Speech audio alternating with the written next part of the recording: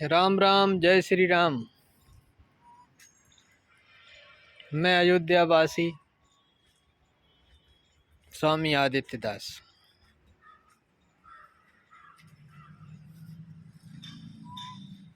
मित्रों,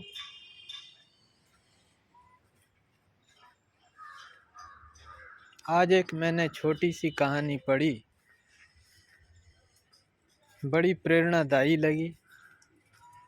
मेरा मन हुआ कि उसको आप सबसे भी शेयर करूं। कहानी इस प्रकार है। भगवान बुद्ध के समय की बात है। एक साधारण सा व्यक्ति था, किसी भी तरह मेहनत मजदूरी करके अपना जीवन यापन कर रहा था। हालत बड़ी पतली थी, बहुत मेहनत करता था, लेकिन उससे किसी भी तरह सिर्फ उसका पेट ही भरता था।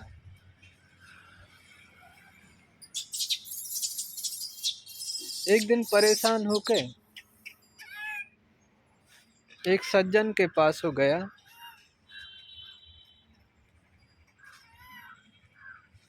और उन सज्जन से उसने अपनी परेशानी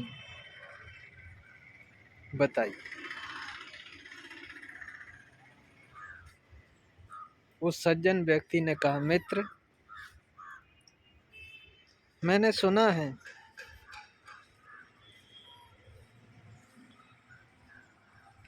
कि बुद्ध एक महान आत्मा है। तू उनके पास जा, शायद वो तेरी परेशानियों का कुछ ना कुछ समाधान जरूर तुझे बताएंगे।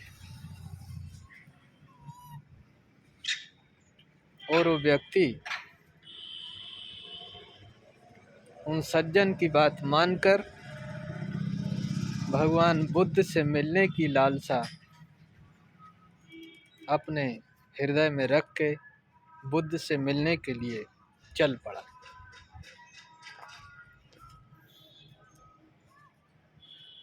चलते चलते शाम हो गई, रात होने को थी। अभी बुद्ध का आश्रम काफी दूर था। सोचा रात्रि में विश्राम करूं, पर कहाँ करूं। तलाशते तलाशते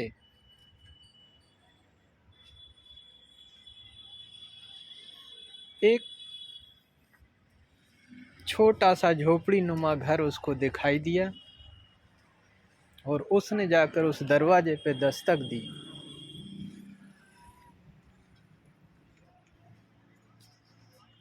अंदर से एक वृद्ध महिला निकली। उस व्यक्ति ने कहा, माता, मैं बुद्ध से मिलने के लिए जा रहा हूँ, परंतु रात्रि हो गई, विश्राम करना चाहता हूँ। महिला सज्जन थी। उसने अपने उस छोटे से घर में उसको आश्रय दिया, खाने को भी दिया। और वो व्यक्ति रात्रि विश्राम करके सुबह जब चलने लगा तो माता के प्रति उसने आभार व्यक्त किया। तो उस माँ ने कहा, बेटा कोई बात नहीं, ये तो मेरा कर्तव्य था, लेकिन तू बुद्ध के पास जा रहा है तो एक सवाल मेरा उनसे पूछ लेना। ये मेरी एक बेटी है, इसकी उम्र 20 साल हो चुकी है, परंतु ये मुंह से कुछ बोलती नहीं है, शायद गूंगी है, और इसको लेके मैं बड़ा परेशान रहती हूँ। तो बस बुद्ध से मेरी ओर से एक सवाल पूछ लेना कि मेरी ये बेटी कब बोलेगी। व्यक्ति माता के चरणों में प्रणाम करके चल पड़ा। चलते चलते एक ऊंचा सा पहाड़ मिला।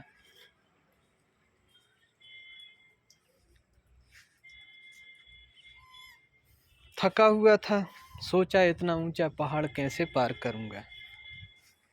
सोच ही रहा था कि उस पहाड़ की तलहटी में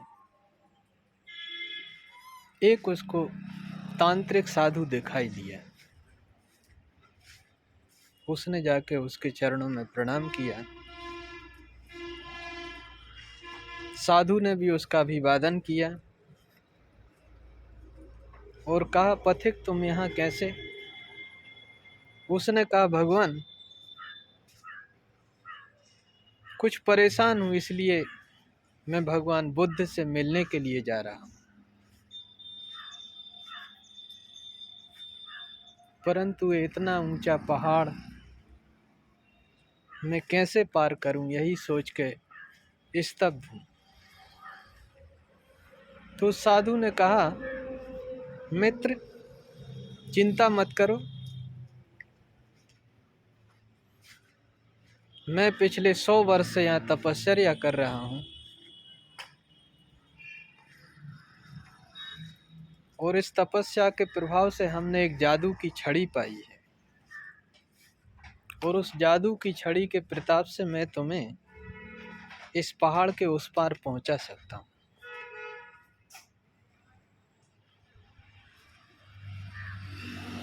परंतु तुम्हें भी मेरा एक काम करना पड़ेगा। बुद्ध का मैंने भी काफी नाम सुना है, परंतु कभी मैंने मुलाकात नहीं की। तुम अगर बुद्ध के पास जा ही रहे हो तो एक छोटा सा सवाल मेरी ओर से बुद्ध से पूछ लेना। उनसे जाके कहना कि एक पहाड़ की तलहटी में एक साधु पिछले 100 वर्षों से साधना में रत है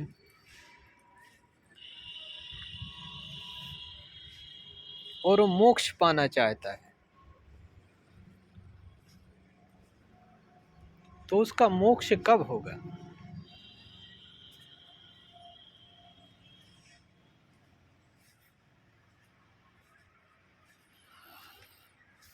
और ऐसा कह के उस साधु ने अपनी जादुई छड़ी के द्वारा उस व्यक्ति को पहाड़ के उस पार पहुंचा दिया। पहाड़ को पार करके व्यक्ति आगे की ओर चल पड़ा।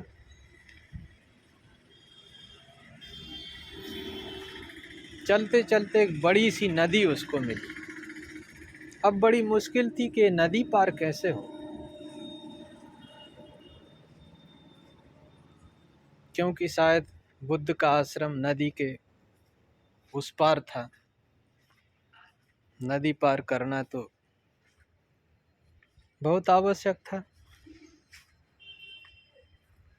इसी चिंता के साथ नदी के किनारे पहुंचा। सोच ही रहा था कैसे पार करें, तभी उसकी दृष्टि पड़ी कि उसी के पास कुछ दूरी पे एक बड़ा सा विशालकाय कछुआ नदी के किनारे बैठा हुआ है।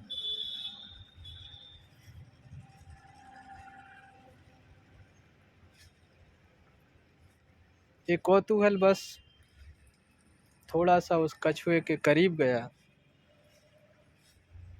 तो कछुआ बोला, मित्र क्या बात है? थोड़ा उसको आश्चर्य हुआ। कछुआ मानवी भाषा में उससे बात कर रहा था। तो उसने कहा अपनी व्यथा कि मित्र मैं बुद्ध से मिलने जा रहा हूँ, परंतु ये इतनी विशालकाय नदी में कैसे पार करूं? तो कछुए ने कहा, डोंट वेरी, चिंता मत करो, मैं तुम्हें नदी पार करा देता हूँ, बैठो मेरी पीठ पे।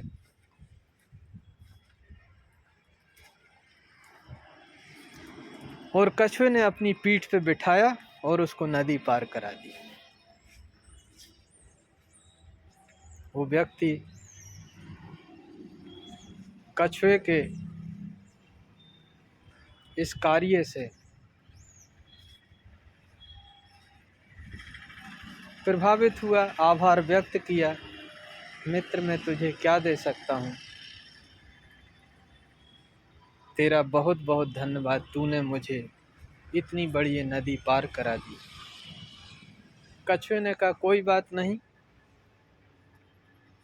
तू बुद्ध के पास जा रहा है तो मेरी ओर से एक सवाल पूछ लेना बुद्ध से। मैं पिछले 300 वर्ष से इस नदी में हूँ,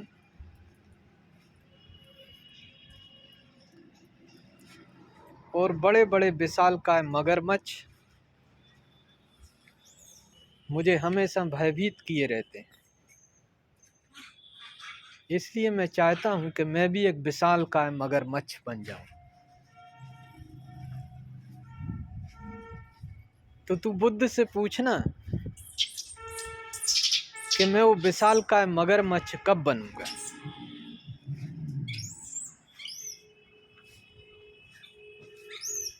तो व्यक्ति बोला ठीक है मित्र, मैं तुम्हारा प्रश्न जरूर बुद्ध से पूछूंगा। और ऐसा कह के वो आगे की ओर चल पड़ा।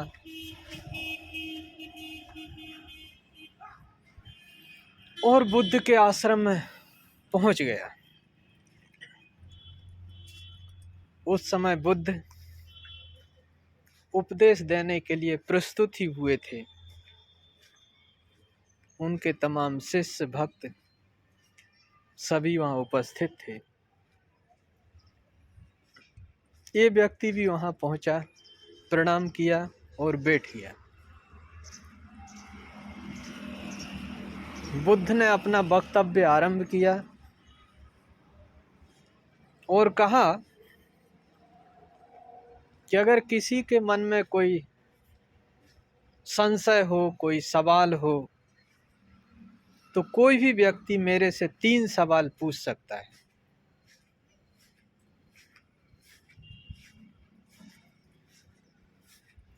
अब इस व्यक्ति के मन में बड़ी उलझन हुई, क्योंकि इसके मन में तो 4 सवाल थे। एक खुद का, एक उस वृद्ध महिला का जिसके यहाँ इसने रात्रि विश्राम किया था, एक उस तपस्वी साधु का जो 100 वर्ष से तपस्या में संलग्न था, मोक्ष पाना चाहता था, एक उस कछुए का जो मगरमच्छों से भयभीत होकर स्वयं एक बड़ा सा मगरमच्छ बनना चाहता था।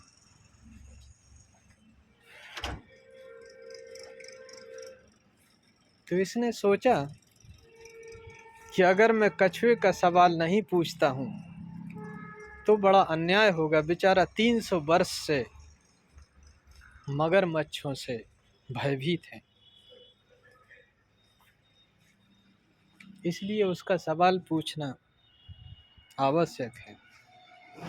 अगर मैं उस साधु का सवाल छोड़ता हूं तो ये भी ठीक नहीं है। वो पिछले 100 वर्षों से तपस्या कर रहा है, इसलिए उसका सवाल पूछना भी बहुत जरूरी है।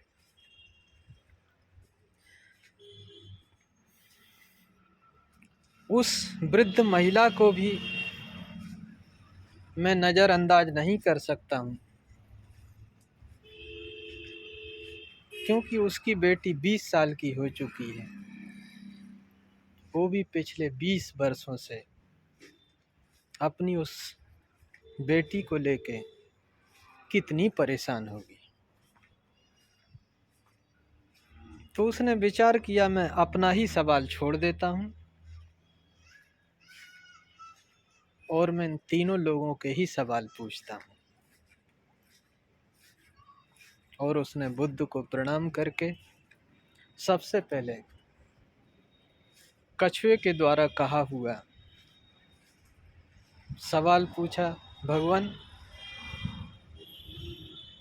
आपके आश्रम से कुछ दूरी पे जो एक विशालकाय नदी है, उसमें पिछले 300 वर्षों से एक कछुआ रहता है, मगरमच्छों से बड़ा भयभीत रहता है, और वो चाहता है कि वो भी एक विशाल मगरमच्छ बन जाए, ताकि फिर वो निर्भय होकर उस नदी में विचरण कर सके, रह सके।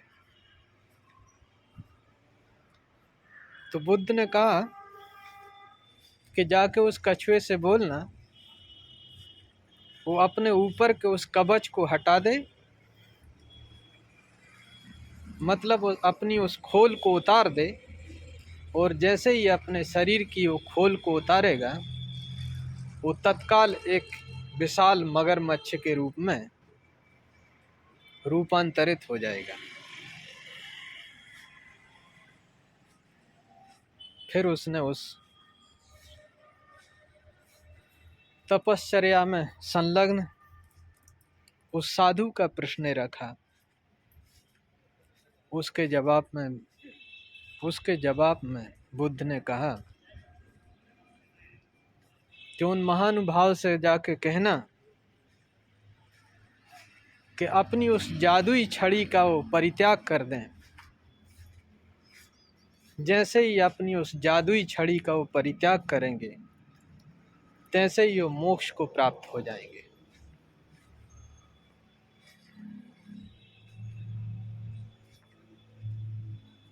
अब उसने उस वृद्ध महिला का तीसरा प्रश्न जो था वो बुद्ध के समक्ष रखा। उत्तर में बुद्ध ने कहा कि उस महिला से कहना कि वो अपनी बेटी का विवाह कर दे। जैसे ही उसकी पुत्री का विवाह होगा और वो बोलना शुरू कर देगी, उसके कंठ में आवाज आ जाएगी।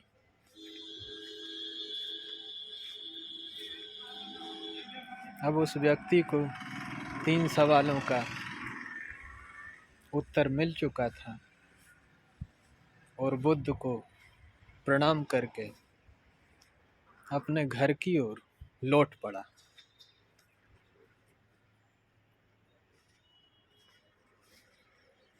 सबसे पहले उसको कछुआ मिला, शायद वो प्रतीक्षा ही उसकी कर रहा था।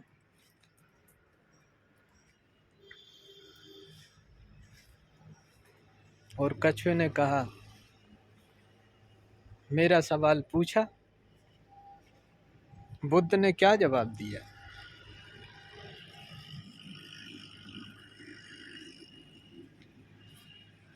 उसने कहा, मित्र, तू अपने शरीर की इस ऊपर की खोल को हटा दे। जैसे ही तू इसको हटाएगा तू विशाल मगरमच्छ के रूप में परिवर्तित हो जाएगा। ऐसा बुद्ध ने कहा है। और उस कछुए ने अपने शरीर के ऊपर की खोल को जैसे ही हटाना आरंभ किया, उसमें से बहुत सारे बहुमूल्य मोती,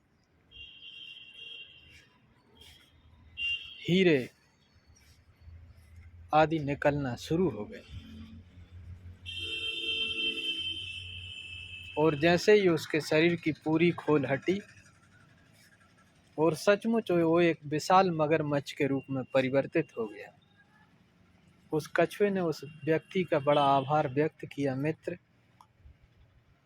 आज तूने हमेशा हमेशा के लिए मुझे निर्भय कर दिया। मैं तेरा ये उपकार कैसे चुकाऊं? मेरे पास तो कुछ है नहीं। ये जो बहुमूल्य मोती माणिक आदि हैं, इन्हीं को तू उपहार स्वरूप मेरी ओर से स्वीकार कर। अब वो व्यक्ति उन बहुमूल्य मोती मानकों को लेके उस पर्वत के पास पहुंचा। साधु भी शायद उसकी प्रतीक्षा ही कर रहा था। और उसने कहा, भगवान, मैं बुद्ध से मिलके वापस आ गया हूँ और आपका सवाल का जवाब मिल गया है। बुद्ध ने कहा है कि जिस दिन आप अपनी इस जादुई छड़ी का परित्याग कर देंगे उसी दिन आपका मोक्ष हो जाएगा।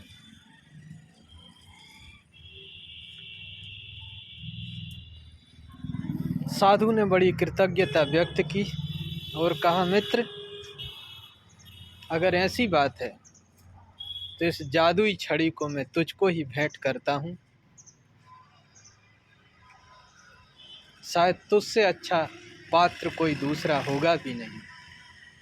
और ऐसा करके उस साधु ने, उस संत ने, वो अपनी तपस्या से अर्जित जादुई छड़ी उस व्यक्ति को भेंट कर दी और वो मोक्ष को प्राप्त हो गया। जादुई छड़ी के सहारे ये पहाड़ को पार करके तत्काल ही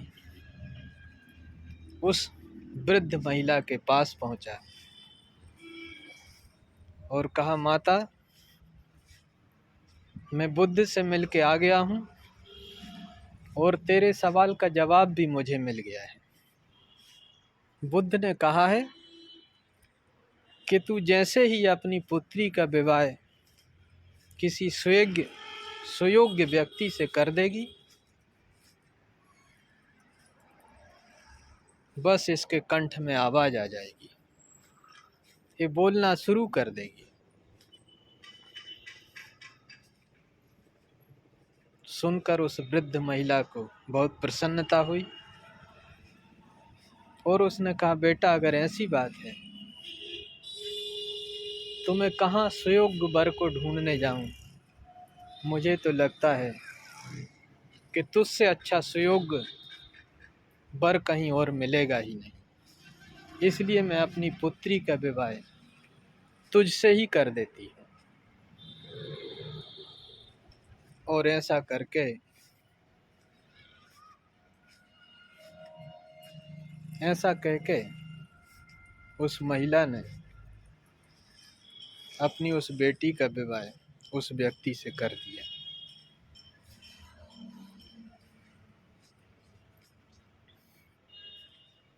अब ये कहानी हमें क्या सिखाती है?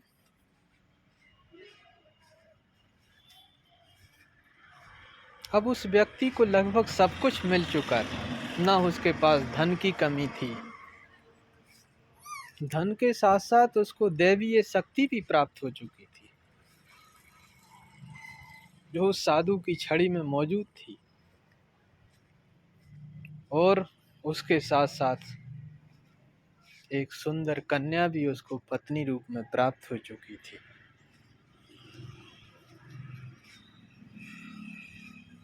क्यों? क्योंकि उसने अपनी समस्या को नज़रअंदाज करके, अपने सवाल को इग्नोर करके और उन 3 लोगों के प्रश्नों को महत्व दिया, उन 3 लोगों की परेशानियों को उसने समझा, और शायद ये उसी का परिणाम था